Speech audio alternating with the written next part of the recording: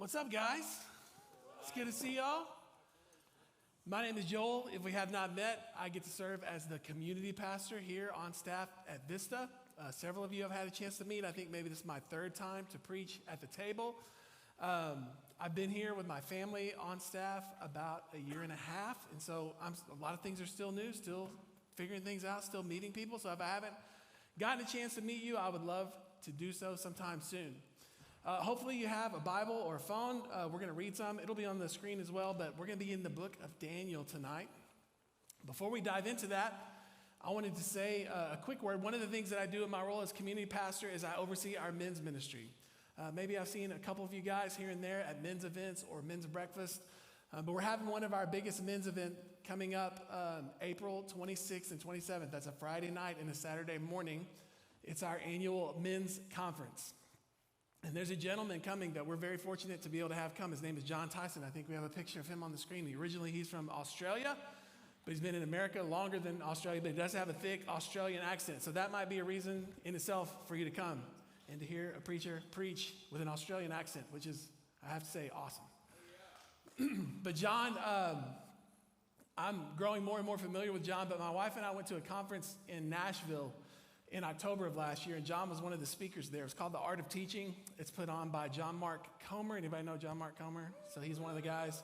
Jefferson Bethke is another one of the guys. And John Tyson is the other guy that helps start that conference. And so I was more familiar with the other guys and less familiar with John, but John preached one of the best messages I've ever heard in my life. I was so blown away by it. I went to a breakout that he was doing where it was called Finding Your Voice. And I got to hear a little bit about his story. And one of the things that emerged as he was talking about how he found his voice was his passion in his pastoral ministry for men's ministry. And he actually has written a lot. He's written a book called The Intentional Father. Him and Jefferson Bethke have created a plan for young men to enter into manhood called the Primal Path. That's really significant. It's something that I plan now to use with my son. And they've just written a new book called Fighting Shadows that's coming out, and that's one reason we were able to get him. But anyway, he's doing some of the best job I know of.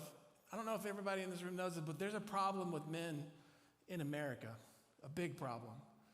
A couple of books that have come out in the last, 7-10 years-ish, one more recent than the other, but a book called The Boy Crisis, another book called Of Boys and Men.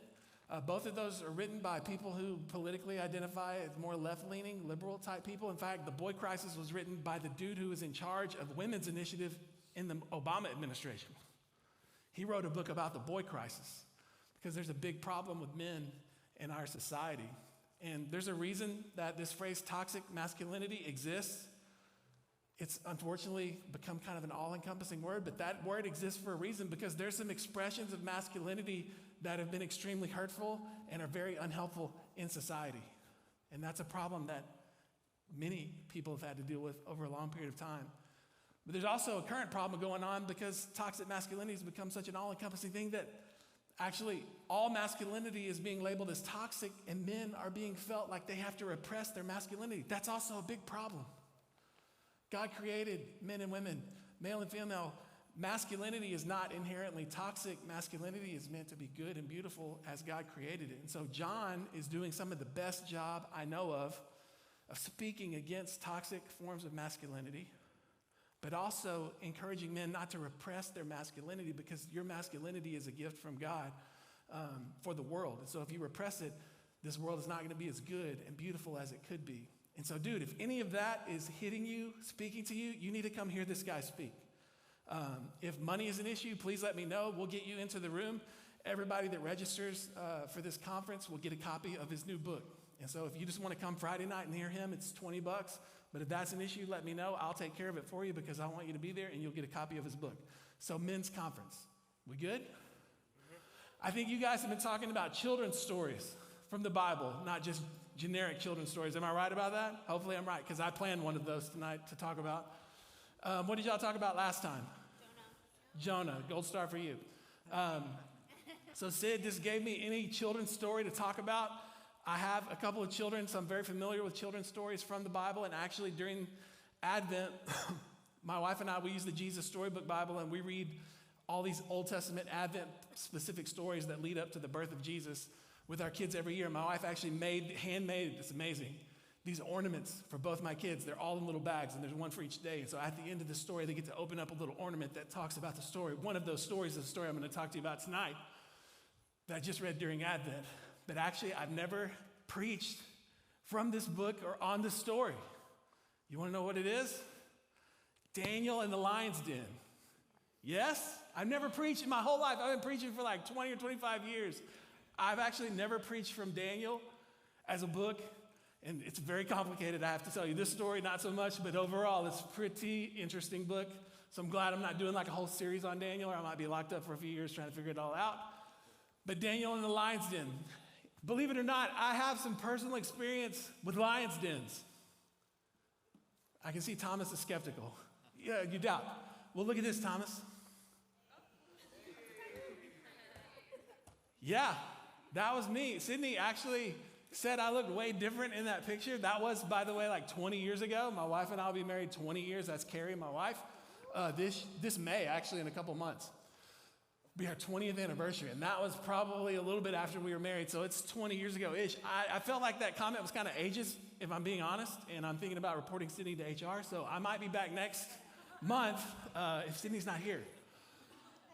But there was a day in the San Angelo Mall where I was just happened to be cruising through. I think I was actually, my wife left her credit card or something at a store, something like that. Because there's no other reason you would really go in the San Angelo Mall. It's kind of like the Temple Mall. When was the last time anybody went to the Temple Mall? Seriously. Okay, way to go, Mark. Awesome. Still holding on to the Temple Mall, dude. I don't know what they're trying to do there, but it's not a great situation. Malls are dying, and they started dying around this time because the San Angelo Mall was dying. But right in the middle of the San Angelo Mall, I saw a lion's den, a literal cage where there was a baby lion, a baby tiger. Not this one. This was like you get to take a picture with a tiger. I didn't even care about that. That's fine. That was nice. Got to hold a tiger. Yeah, it was awesome. Actually, that's probably Tiger King's hand in the middle of my wife's hand and my hand because we didn't actually get to hold that one. But what we did get to do is go into a lion's den, a cage that was locked, and play with a baby leopard, a baby tiger, and a baby lion. And I know you're thinking, and this was 100% Tiger King.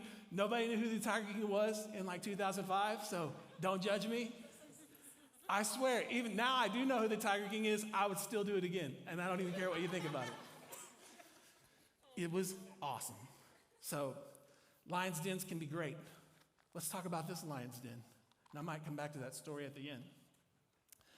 Daniel chapter 6, verse 1 says this. It seemed good to Darius to appoint 120 satraps over the kingdom, that they would be in charge of the whole kingdom, and over them 3 commissioners, one of whom Daniel was, that these satraps might be accountable to them, and that the king might suffer no loss.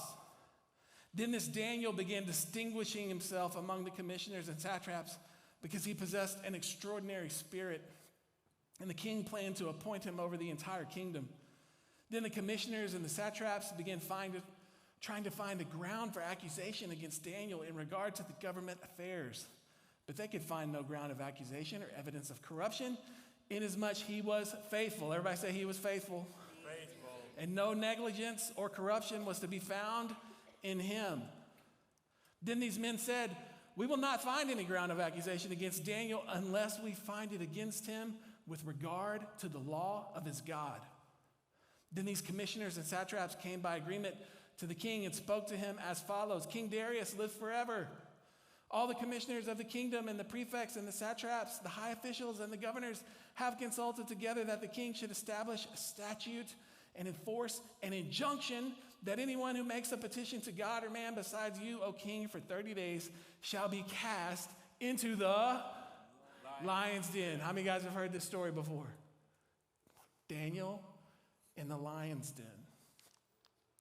One of the things with these children's stories, and I hope this happened with Jonah or others that you'll talk about, is, and you're a kid, so it makes sense. And again, I've just been telling these stories to my kid as well, but they tend to get a little bit oversimplified, which is why sometimes when you look at it in the future, you're like, wow, that's what was really going on, or that's what that was really about. I hope that happened when you took a look at Jonah, and I hope that happens tonight.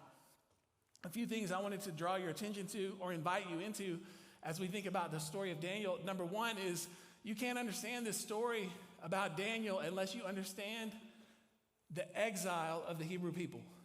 This story has no context or meaning apart from the exile. Everybody say exile. And so one of the things we need to do is to take a moment to consider the pain of the exile, right? And so I've selected a couple of key scriptures that might help you to understand the exile. The exile is one of the most significant movements in the Old Testament. You must be familiar with the exile. A lot of what Jesus is saying will not make a lot of sense if you don't know about the exile. The Old Testament narrative or story that leads up to Jesus will not make a lot of sense if you don't know anything about the exile. So let's talk about the exile. The exile happened finally. You might remember that the kingdom, and I'm not going to spend a ton of time on history, even though I want to. Kingdom was divided into two kingdoms, the northern kingdom and the southern kingdom. The northern kingdom was referred to as Israel. The southern kingdom was referred to as Judah. Sometime around 700 BC, the northern kingdom was conquered by the Assyrians, and that left only the southern kingdom known as Judah, where Jerusalem was. In 586, the Babylonians laid siege to Jerusalem. And at that time, Judah and all of Israel at that time was conquered by the Babylonians. And this is marked in a bunch of different chapters you can read. We're just going to read a little so you can get an idea of what was going on. Because one of the things about Daniel is it seems like Daniel's cool with King Darius, right, in this story. And it kind of seems like everything's going, it's like, the exile, they kind of got conquered, but Daniel seems to have it pretty good. Like, everything's okay with Daniel. And I just want to remind you of what the exile actually was. Darius seems like a pretty good guy. Were these people pretty good guys? Let's think about it, right? This is not in the Jesus Storybook Bible version that I talk to my kids about, the exile. So there's several different chapters that talk about the moment when Judah was lost, when Jerusalem was besieged, and where the Hebrew people went into exile. This is just one. This is from 2 Kings 25. Listen to this. Now in the 9th year of his reign, on the 10th day of the 10th month, Nebuchadnezzar, king of Babylon, came, and he and all his army against Jerusalem encamped in it and built a siege wall around it. The city was under siege until the 11th year of King Zedekiah. On the 9th day of the 4th month, the famine was so severe in the city that there was no food for the people in the land. Hopefully you have some idea about a siege. Everything is cut off from going in or out, and it's cut off for so long that the people in the city are starving. This was just a common military tactic, and this is what happened to the Hebrew people at the end of their time in Jerusalem in the Old Testament. Then the city was broken into, and all the men of war who were starving fled by night by way of the gate between the two walls, between the king's garden, through the Chaldeans, though the Chaldeans were all around the city, and they went by way of the Arabah. But the army of the Chaldeans pursued the king and overtook him in the plains of Jericho, and all his army was scattered from him. Then they captured the king and brought him to the king of Babylon at Riblah, and he passed sentence on him. Right? These are good guys, Nebuchadnezzar and Darius. And just for the sake of confusion, Nebuchadnezzar and the Babylonians are who were in power in the first part of Daniel. If you know the story of Shadrach, Meshach, and Abednego and the story of the fiery furnace, that's Babylonian rule and Nebuchadnezzar.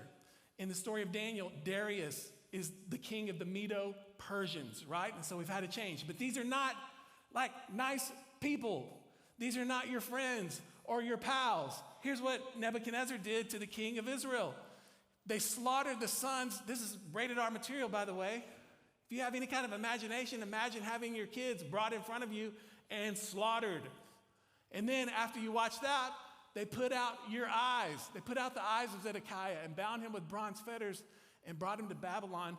And this is not like a little holiday vacation. You're in chains. Your eyes have been put out. You are a source of utter humiliation and mockery. Now, on the 7th day of the 5th month, which was the 19th year of King Nebuchadnezzar, king of Babylon, Nebuzaradan,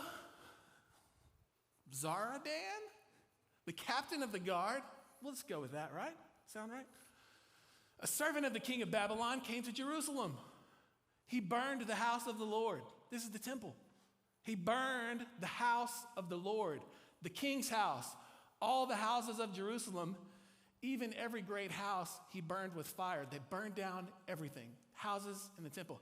Then the captain of the guard took Sariah, the chief priest. This is the chief priest, right?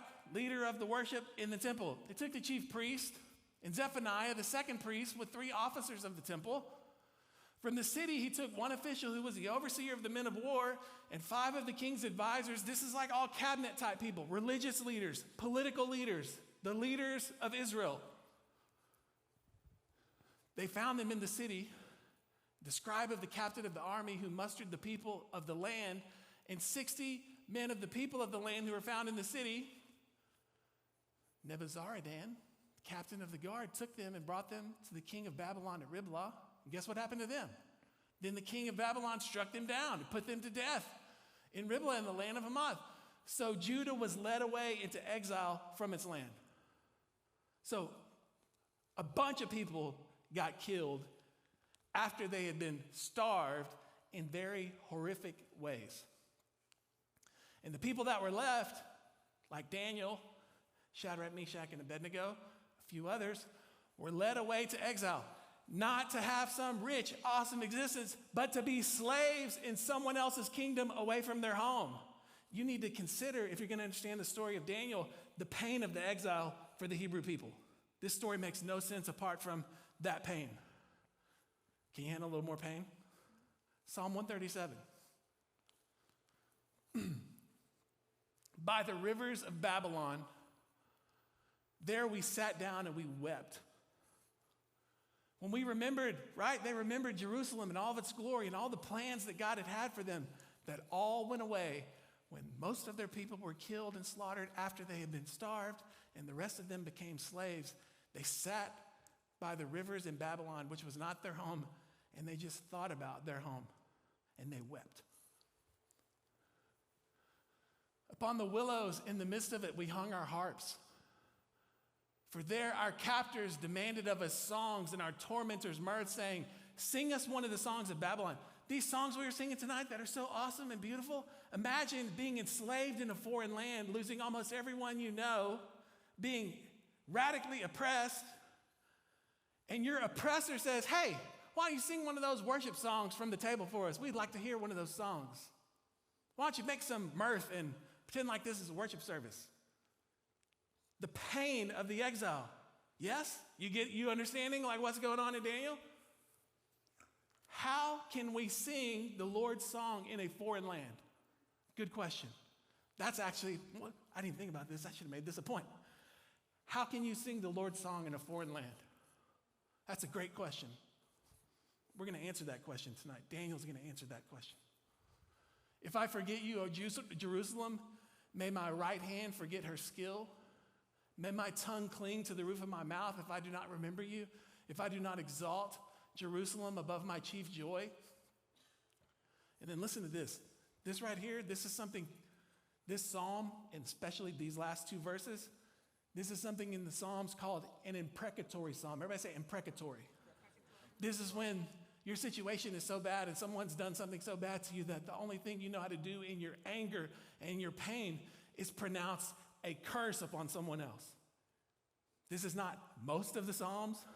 This is not much of the Psalms, but there's a couple of Psalms where people are in so much pain. The only thing they know how to do in their pain and their anguish and their anger is pronounce a curse upon someone else. That sounds something like this. Remember, O Lord, against the sons of Edom, the day of Jerusalem, who said, raise it to its very foundation. Raise it to destroy it. O daughter of Babylon, this is someone hoping that what Babylon did to them, someone does to Babylon, is what they're saying here. I hope what you did to us happens to you. O daughter of Babylon, you devastated one, how blessed will be the one who repays you with the recompense which you have repaid us. I hope someone finds you and does to you what you did to us. And then this is the last verse. This is unbelievable. This is in the Bible. This is an imprecatory psalm. How blessed will be the one who seizes and dashes your little ones against the rock. That's talking about babies. Anybody ever seen these verses before? A couple people? Imprecatory psalms. Now, I don't have time to do a lesson on imprecatory Psalms tonight. That would be an interesting one. Like, how do we categorize these types of scripture in the Bible? Why are they there? What could they possibly be used for? What do they mean? That is not the scope of what I have time to talk about tonight. What I'm trying to show you is these people were in so much pain, they had thoughts and prayers like that. They experienced the dashing of their own babies against rocks. And they hoped that somebody would do it to the Babylonians. I want you to see the pain of the exile. We have another scripture, but I'm going to skip over that one. I think you get the gist, right? The exile was very painful. Daniel was one of these ones who experienced that, and now he's in a foreign land. He's not on vacation.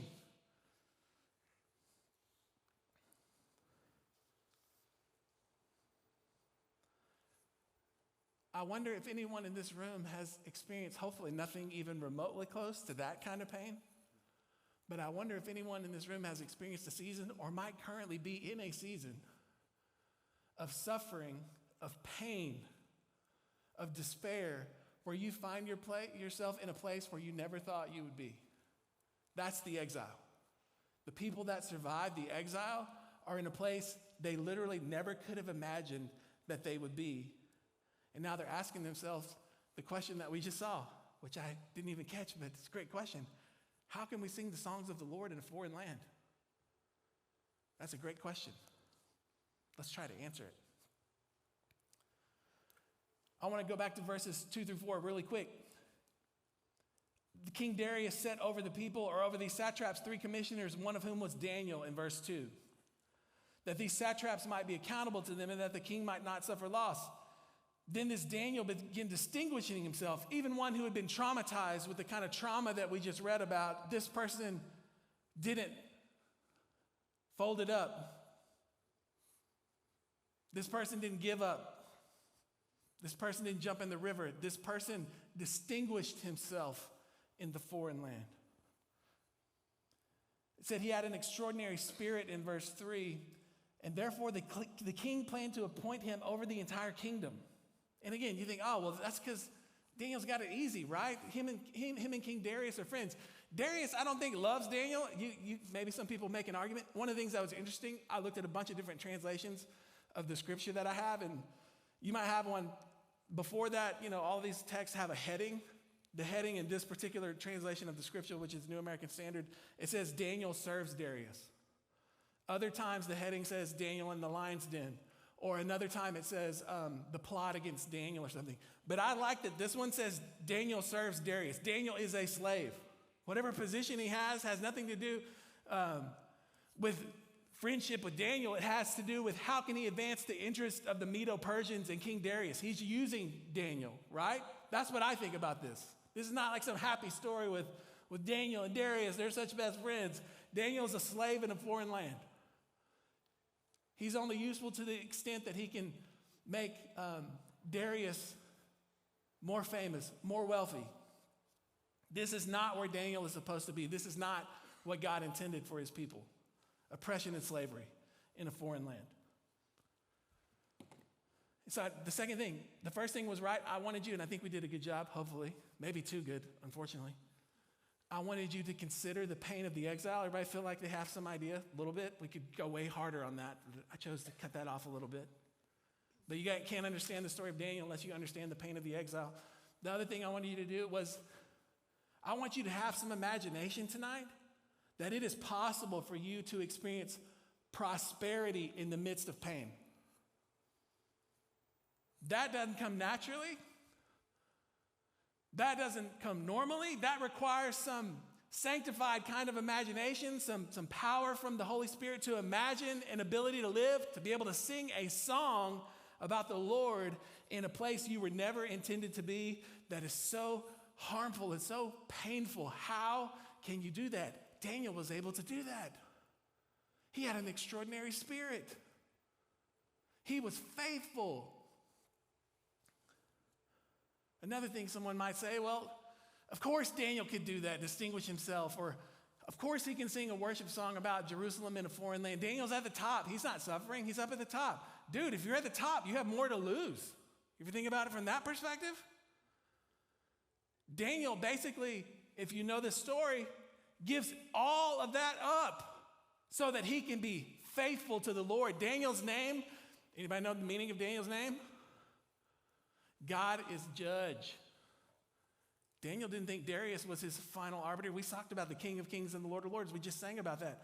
Daniel believed that. Daniel's name meant that. God is my judge, not Darius. And so I better be faithful even in the midst of my pain. And prosperity came to Daniel even in the midst of a painful existence in exile. Daniel, you ever thought about this? What's the difference between a thermostat and a thermometer? One takes the temperature. It tells you what's going on around you. It is influenced by outside forces. A thermometer is. Not a thermostat, though. A thermostat sets the tone for everyone. Daniel was a thermostat. Is there people in this room? You've been being a thermometer for too long. Everything out there influences you, and you become like what is around you instead of being like Daniel, that's why this story exists. It's not just a story to inform us about Daniel. It's a story to all of the exiles about what faithfulness in the midst of your pain looks like. If Daniel could do it, maybe you can. If Daniel can be faithful in the midst of his pain, maybe you can. If Daniel can give up all of that and be true to Yahweh, maybe you can. Maybe the Lord is inviting some people to be a thermostat like Daniel instead of a thermometer. Daniel was faithful, spoke about his faithfulness, and he had this intentionality. Let's look in verse 10. We actually haven't read this yet, so let's jump down. We stopped in verse 8. In verse 8, they said, "Now, O king, establish the injunction and sign the document that it may not be changed according to the law of the Medes and the Persians, which may not be revoked." And therefore, King Darius signed the document, that is the injunction. Now, when Daniel knew that the document was signed, he hid his Bible under his bed. He decided not to sing anymore about Jerusalem. He decided to become a Medo-Persian. He threw himself into the river. Now, when Daniel knew that the document was signed, he entered his house, which had an open window, and he continued kneeling on his knees 3 times a day and giving thanks before his God as he had been doing previously. That's a thermostat. That's not a thermometer. When King Darius signed the document, Daniel didn't run hide. I don't know, one of the most interesting things about this text is did Daniel intentionally open the windows or not? I don't know if he did. All I know is he didn't close the windows. He could have closed the windows. He could have practiced his faith in God in private. And by the way, that's what most of the powers and principalities want you to do. They actually probably don't care if you serve God, but they don't want God to be ultimate. They don't want God to be public in your life. A lot of people like Jesus, but not very many people confess Jesus as Lord. There's plenty of people who like Jesus that do not worship him. His agenda is not their agenda. He is not ultimate in their life. That's not Daniel. When the king signed the document and said, if you do this, you're going to die, Daniel went in his room. Instead of closing the windows, he left them open. He's not afraid. God is Daniel's judge, right? What kind of faithfulness and intentionality is God calling you to? What kind of rhythms or habits are something to practice so that you can cultivate an extraordinary spirit like Daniel, I think is one of the things we're being invited into. There's a lot of, everybody say fair weather faithfulness. Fair weather faithfulness. There's a lot of fair weather faithfulness in this world. There's a lot of people who are willing to do the right thing, to be the right kind of people, to lean into things that are good and beautiful and kind and loving when everything in their life is perfect. They're happy to do it.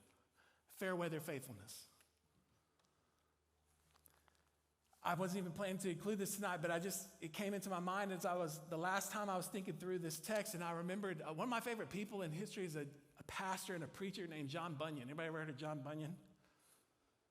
Okay, 2 people, that's amazing. John Bunyan lived in the 1600s. John Bunyan had no formal education. John Bunyan wrote the book that's the second most published book in the history of the world. The number one most published book in the history of the world is the one I'm holding in my hand, the Bible.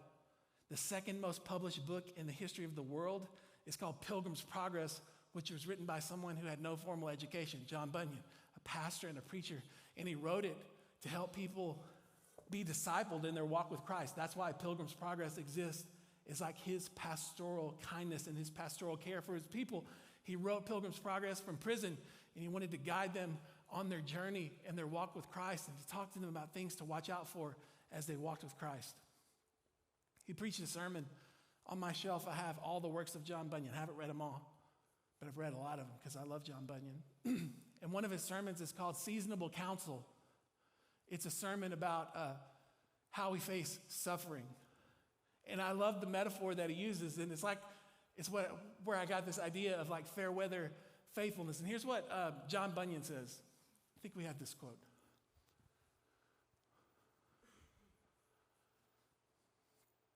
These days, and by these days he's talking about days of pain and suffering, the kind of which we've been reading and talking about, the kind of which Daniel was experiencing on this day. These days are the days that do most aptly give an occasion to Christians, of any, to take the exactest measures and scantling of ourselves. We are apt to overshoot in days that are calm, when everything's easy, and to think of ourselves far higher and far more stronger than we find we be when the trying day is upon us. We think that we can walk upon the sea before temptation comes, but when the winds blow, we feel ourselves begin to sink. Hence, such a time of suffering, is rightly said to be a time to try us or to find out what we are. And is there no good in this? Is it not that rightly rectifies our judgment about ourselves? Like in times of suffering and pain, this is where you find out who you are. You have fair weather faithfulness where you can do these things and you want to do these things when everything is perfect in your life. What about when the day of trouble comes? Who are you on that day? That's when you find out who you really are.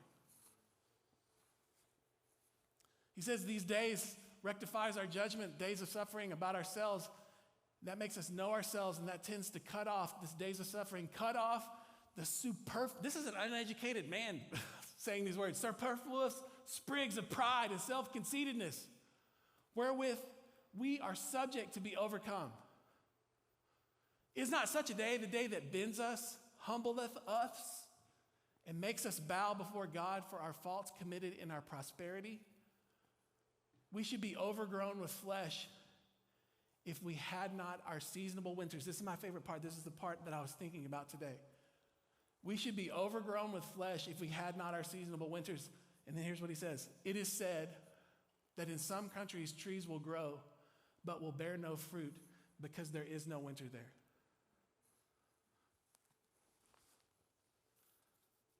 Who are we going to be? What kind of people are we going to be in the day of trouble? How can we sing songs about the Lord in a foreign land? I'm telling you, with some God-given imagination and help from a story like Daniel, that's what this is for. To help you imagine that that's actually possible in your life. Last thing, y'all got time for one more thing? So we considered the pain of the exile, yes.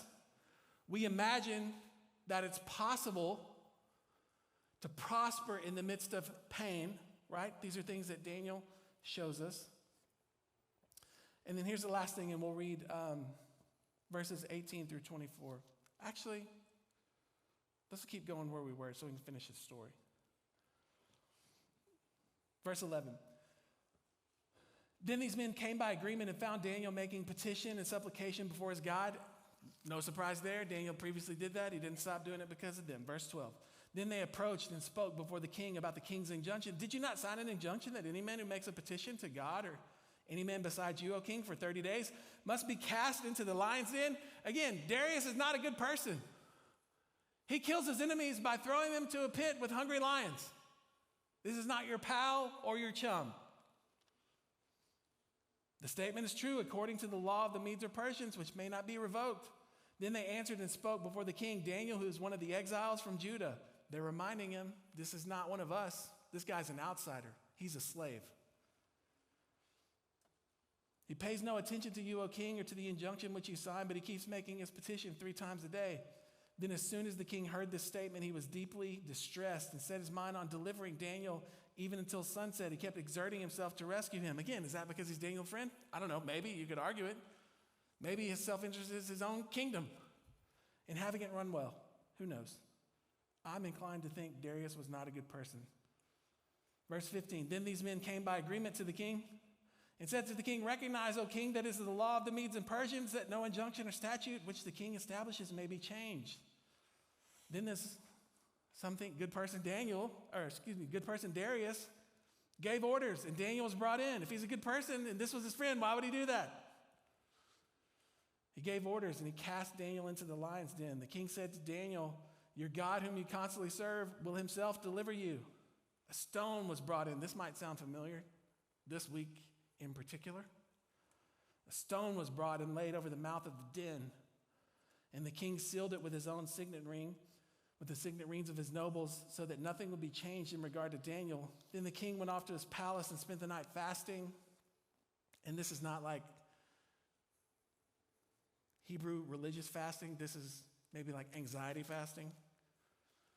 No entertainment was brought before him, and his sleep fled from him. Then the king arose at dawn and the break of day and went into haste to the lion's den. When he had come near to the den of Daniel, he cried out with a troubled voice. The king spoke and said to Daniel, Daniel, servant of the living God, has your God whom you constantly serve, not just fair weather serve, constantly serve. When you're on top, you serve. On the day of trouble, you serve. Has he been able to deliver you from the lions? Then Daniel spoke to the king, O king, live forever. My God sent his angel to shut the lions' mouths, and they have not harmed me, inasmuch as I was found innocent before him and toward you. O king, I have committed no crime. Then the king was very pleased and gave orders for Daniel to be taken up out of the den. So Daniel was taken up out of the den, and no injury whatsoever was found on him, because he had trusted his God. Then the king gave orders, and they brought those men who had maliciously accused Daniel, now the enemies of the king. Look how they get treated. And they get cast with their children and their wives into the lion's den, and they had not even reached the bottom of the den before the lions overpowered them and crushed all of their bones. Last thing I want you to do tonight is just to believe in the power of God to make that which seems impossible possible in your life. Jesus over and over talked about the things that are impossible with man, but possible with God. One of the main things this story is saying is that some things that look impossible in your life are not impossible with God. They're impossible for you in your strength, with your power, with your wisdom, but they are not impossible for God. That's one of the main things this story is telling us. One of the things I noticed when I read this these last couple of weeks is just 5 different times it talks about the edict, and I'm not going to do it every time I read it, but you might have heard it as I just read it. 5 different times it says this document cannot be changed. This cannot be changed. It cannot be revoked. It is unchangeable, unchangeable, unchangeable. 5 different times in this story it says this situation cannot be changed. They roll over the stone. They put the ring on it. Why? So that it cannot be changed. This situation will not be changed, except it did change. Because Daniel trusted in God, and God showed up, and an angel shut the mouths of lions who were so hungry that they crushed the bones of men, women, and children before they hit the ground. God made an impossible situation possible because that's who he is. He's powerful. Darius is not the ultimate authority in this world. There is no king or ruler or person in your life that's ultimate. God is ultimate. Jesus for us is ultimate. Jesus is Lord. If anyone confesses with their mouth that Jesus is Lord.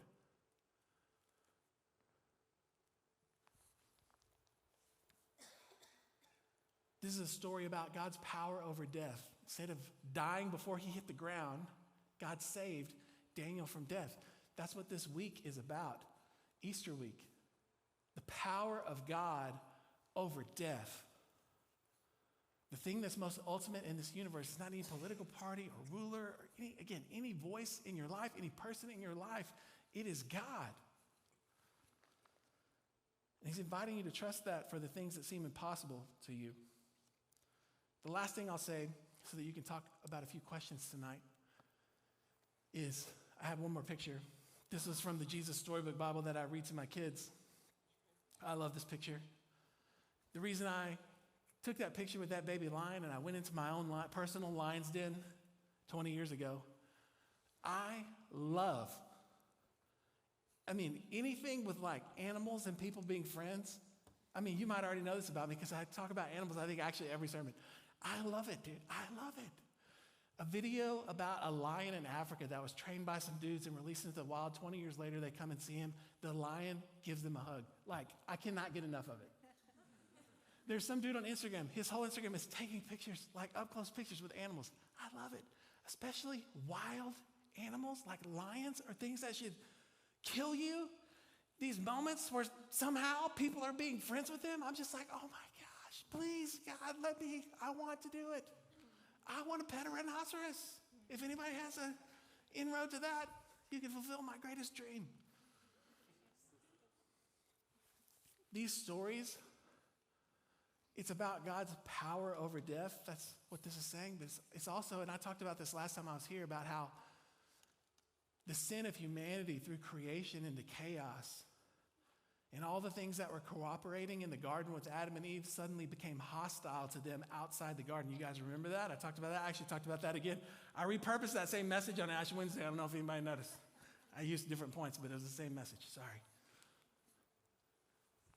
That picture of Daniel with the lions is like a little hint that things are returning to that situation where death is no more. And human beings are restored in their relationship with God and one another in creation. And that little picture of Daniel, like with a lion in his lap, it's like a little, I love that. That's how I like to imagine that this went down in the lion's den. That's what I would have been trying to do if an angel shut the lion's mouth. I'd have been trying to give that dude a hug. Because there's something in me. Maybe it's just being like a sappy animal lover, but I like to think it's something more theological about God restoring the goodness and beauty of creation as it was before the fall. And Daniel is a reminder of all of those things. Amen? So, you're going to have a chance to talk about a few questions. I think we have them maybe on the screen.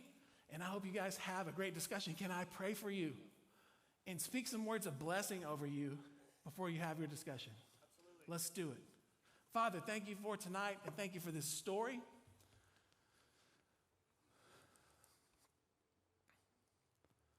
Some people are in this room who are in a place that they never thought they would be, and a place that you do not want them to be. Maybe it's because of some things that have happened to them. Maybe it's some things that they have done to themselves. But I pray that you would give them, first of all, an imagination for how to prosper in the place where they are, how to take some steps toward deliverance in their situation.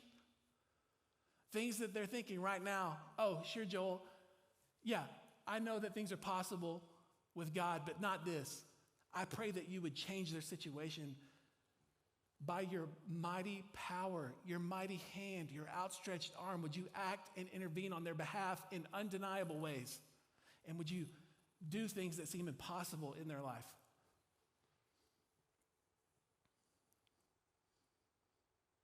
For everyone here, I'm going to invite you to stretch out your hands if you want to in a posture of receiving. You don't have to. It's just an invitation, but please receive these words of blessing. For everyone here, would you please bless and keep them?